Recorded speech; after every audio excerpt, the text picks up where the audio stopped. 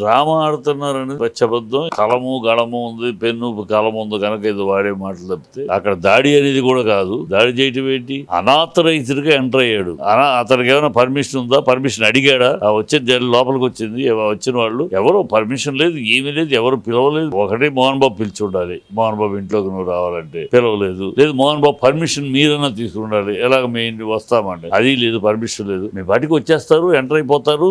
ఎవరు ఏంటి ఎందుకు వచ్చారు మీరు అంటే మొహం మీదకి కన్ను గుచ్చుకుని ఉండేది. ఇది ఇలా కాదు, ఇంకా ముందు ఇలా ఉంటది. అది కన్నుకు పొడుచుకుంటే కన్ను పోయి ఉండేది. మోహన్ బాబు కన్నుకి ఏమన్నా అయి ఉంటే ఎవడు బాధ్యులు?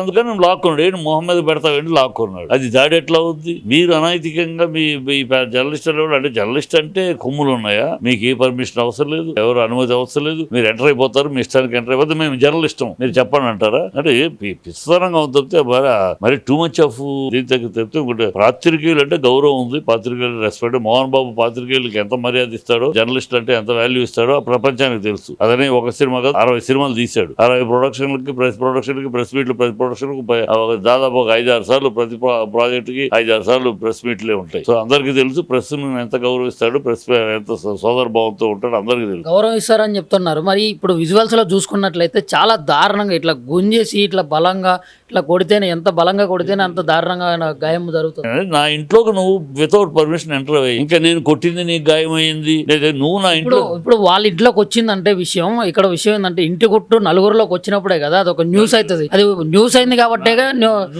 న్యూస్ అయితే నువ్వు అందుకు నా ఇంట్లోకి వచ్చేస్తావా? నా ఇంట్లోకి నా బెడ్రూమ్ లోకి వచ్చేస్తావా నా పర్మిషన్ లేకుండా? ఏం మాట్లాడుతున్నారు మీరు? న్యూస్ అయితే న్యూస్ తెలిసింది మీకు, ఓకే, తెలిసే మీరు పేపర్ రాసుకోండి, ఇంకొంచెం పర్మిషన్ అడగండి. సార్ ఇలా న్యూస్ వచ్చింది, మీ ఇంటర్వ్యూ కాలేదు, మీతో మాట్లాడాలి, అపాయింట్మెంట్ అడగండి. ఇవి ఇస్తారండి. మీరు ఇచ్చినా ఇవ్వకపోయినా మేము అపాయింట్మెంట్ అడగం, మేము ఇస్తారు ఎవరు, మేము దూసుకొచ్చేస్తాం అంటే మాకు న్యూస్ తెలిసింది కనుక దూసుకొచ్చేస్తాం అంటే అది అర్థం అవుతుంది. 4 గోడల మధ్యలో ఒక కుటుంబంలో ఎన్ని గొడవలు జరిగినా కానీ అది బయటకు వచ్చింది కాబట్టి ఇప్పుడు అక్కడ ఏం జరుగుతుంది, వాస్తవం ఏంది అవాస్తవం ఏంది అనేది తెలుసుకోవడానికి. నా ఇంటికి నువ్వు వస్తున్నావు, నా పర్మిషన్ అడగాలయ్యా. సార్ ఇలా ఒక విషయం తెలిసింది, ఆ విషయంగా మీతో మాట్లాడాలి, మమ్మల్ని రమ్మంటారని అడగాలి. అది వదిలేసి మాకు తెలిసింది కనుక మేము వచ్చేస్తున్నాం, మీరు పర్మిషన్ అవ్వగలరు, మీ గోడ దూకి వచ్చేస్తాం, మీ ఇల్లు దూకి వచ్చేస్తాం అంటే నాన్సెన్స్. మాకు విషయం తెలిసింది, పబ్లిక్ లోకి వచ్చింది, మీరు ఇంట్లో ఉంటే మేము మాట్లాడడం, పబ్లిక్ లోకి వచ్చింది కనుక మాట్లాడడం. పబ్లిక్ లో వచ్చింది సరే, నీకు నా ఇంట్లోకి ఎంటర్ అవడానికి నీకు అర్హత లేదు. నా పర్మిషన్ తీసుకుని నా గోడ దాటాలి నువ్వు, నా పర్మిషన్ తీసి నా గేట్ దాటాలి నువ్వు. ఎట్లా నువ్వు వస్తావు? వచ్చేస్తే నాకు తెలిసింది, బయటకు వచ్చింది కనుక నేను వచ్చేస్తానంటే అర్థం ఉందో, దానికి లాజిక్ ఉందా? వచ్చింది ఎవరో మావోయిస్టులో లేకపోతే ఉగ్రవాదులు కాదు కదా,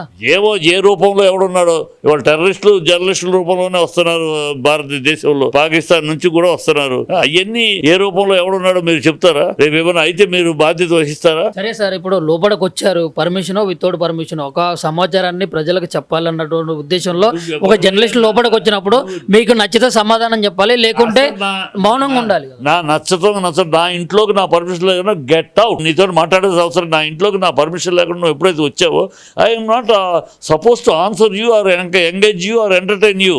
యూ ఫస్ట్ గెట్ అవుట్ అంతే. With whose permission you entered my compound. మేము తెలుసుకుంటానికి వచ్చాం, బొచ్చు పీకటానికి వచ్చామంటే నువ్వెవడో అయితే నా పర్మిషన్ లేకుండా నేను తెలుసుకుంటానికి వచ్చారు. నువ్వెవడవని ఓఆర్ యూ? నా పర్మిషన్ అడిగి రా నువ్వు. నేను పర్మిషన్ ఇస్తే రా, లేకపోతే పో. అంతేకాని నీ పర్మిషన్ ఇచ్చినా ఇవ్వకపోయినా మేము అడగాల్సిన అవసరం లేదు పర్మిషన్. మాకు విషయం తెలిసింది కనుక మేము గోడ దూకి వస్తాం, గేటు దూకి వస్తాం, మా రైట్ అంటే పిచ్చతరంగా ఉందా? ఒక మైకును కెమెరా మీ చేతిలో ఉంటే మీ ఇష్టమా? మీ కొమ్ములు ఉన్నాయి. నా ఇంట్లోకి నువ్వు మామూలుగా రావాలంటే పర్మిషన్ అడగ. నేను ఎవరింటికి వెళ్ళాలంటే పర్మిషన్ అడగ. ఏమో నేను 10ంటికి రాను, 11ంటికి రానా, ఏంటి ప్రోగ్రామ్ అడిగే కదా వెళ్తాం. మాకు ఉండే ఇది మీకు లేదా? జర్నలిస్ట్ ఇప్పుడు జరిగినటువంటి సంఘటన బట్టి అయితే ఇప్పుడు అటెంప్ట్ మర్డర్ కేసు పెట్టాలి, అరెస్ట్ చేయాలని అంటున్నారు. జరిగే పని అయితే జరిగే పని కాదు, సత్య పని కాదు. అసలు ట్రెస్పాసర్స్ కింద దే షుడ్ బి అరెస్టెడ్. ట్రెస్పాసర్స్, నా ఇంట్లో ట్రెస్పాసర్స్ అనేది పెద్ద కేసు, అది పెద్ద అఫెన్స్. ల్యాండ్స్ దగ్గర ట్రెస్పాసర్స్ విల్ బి ప్రాసిక్యూటెడ్ పెడతారు. You can not trespass a land or house without that concern persons permission. అది బై లా చట్టం. నువ్వు ఆ చట్టాన్ని అతిక్రమించి వచ్చావు.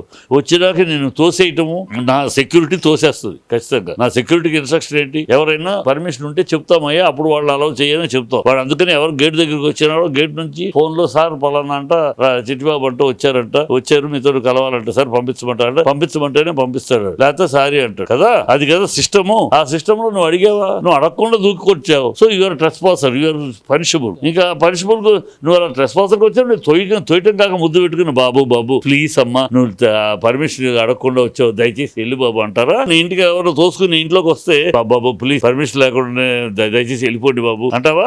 ఎవడన్నా నువ్వు నా ఇంట్లోకి ఎదుగు వచ్చావు తోస్తావు? నీ గుండె మీద చేసుకుని నువ్వు చెప్పు, నన్ను అడుగుతున్నావు కదా, నీ గుండె మీద చేసుకుని నీ ఇంట్లోకి ఎవడో పర్మిషన్ లేకుండా ఎంటర్ అయ్యాడు, వాడిని బాబు ప్లీజ్ వెళ్ళు అంటావా?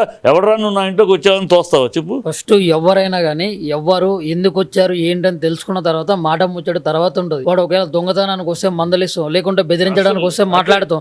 అంతేగాని డైరెక్ట్ గా ఇప్పుడు ఒక జర్నలిస్ట్ మైక్ పట్టుకున్నటువంటి జర్నలిస్ట్ మీద దాడి చేసి మళ్ళీ దాన్ని వెనకొస్తూ నీ ఇంట్లోకి ఎంటర్ అయిపోతే నువ్వు మహానుభావుడు, నువ్వు ఇంట్లోకి ఎంటర్ అయిపోతే నువ్వు రా బాబు ఎందుకు వచ్చావు ఏంటి అని కనుక్కున్న తర్వాత నువ్వు మహానుభావుడు. నీ అంతటి మహాత్ములు అందరూ ఉండలేరు. నా ఇంట్లోకి ఎంటర్ అయితే నా ఇంట్లో ఆడాళ్ళు ఉంటారు, బొగాళ్ళు ఉంటారు, అనేక ఉంటారు. నీ చేతిలో కెమెరా ఉంది కానీ, నీ చేతిలో మైక్ ఉంది కనుక నువ్వు పెద్ద పునీతుడివి, నువ్వు పెద్ద పుణ్య పురుషుడివి అని నేను చూసుకోను. నా ఇంట్లో చాలా ఆస్తి ఉంది, బంగారం ఉంది, ఇంకొన్నాయి చాలా ఉన్నాయి. నా ప్రాణాలు ఇప్పుడు సిబిఐ ఎంక్వైరీ చేసేటోళ్ళు చెప్పొస్తారా సార్? ఎస్ తెలుసా నీకు? సిబిఐ వచ్చి గేట్ దగ్గరికి వచ్చి వాళ్ళు గేట్ వాచ్మెన్ ఆపితే కూడా సిబిఐ చూపించి కార్డు చూపించి అప్పుడే లోపలికి వస్తాడు. అప్పుడు మేము తీయము సిబిఐ. ఇప్పుడు జర్నలిస్టులు గోడ గేట్లు బద్దలు కొట్టారంటారు మీ ఉద్దేశం? అంతే, అవును, పర్మిషన్ లేకుండా వచ్చారు. జర్నలిస్టులు బద్దలు కొట్టారా లేకుంటే ఆ మంచు మనోజ్ సంబంధించినటువంటి బౌన్సర్లు గానీ, మంచు మనోజ్ గానీ వీళ్ళు వాళ్ళు కొట్టారా? బౌన్సర్లు మనోజ్ వీళ్ళు మొత్తానికి ఈ మనోజ్ బౌన్సర్లు అవ్వచ్చు, ఈ ప్రెస్ వాళ్ళు అవ్వచ్చు, మనోజ్ పంపించిన ప్రెస్ వాళ్ళు అవ్వచ్చు, హూ ఎవర్ ఇట్ మేబీ, మొత్తం అక్కడ జరిగింది పర్మిషన్ లేదు. మిమ్మల్ని మీరు ఎవరు పర్మిషన్ తోటి వచ్చారు అని అడగడం జరిగింది. మాకు విషయం తెలిసిందని అందుకుని వచ్చామని టప్పని మైక్ పెట్టాడు. నీకు విషయం తెలిస్తే వచ్చేస్తావు నా ఇంట్లోకి.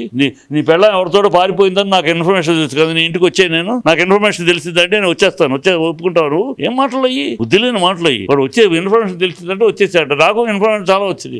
అందుకని ఒక్కొక్కటి ఇంట్లోకి దూరి మీ ఇంటి నుంచి మీ చెల్లెళ్ళు ఇలా అంట కదా, మీ కూతురు ఇలా అంట కదా, మీ అబ్బాయి భార్య ఇలా అంట కదా, మాకు ఇన్ఫర్మేషన్ వచ్చింది అని మైక్ పెడతావా? చెప్పు తీసుకుని కొడతారు.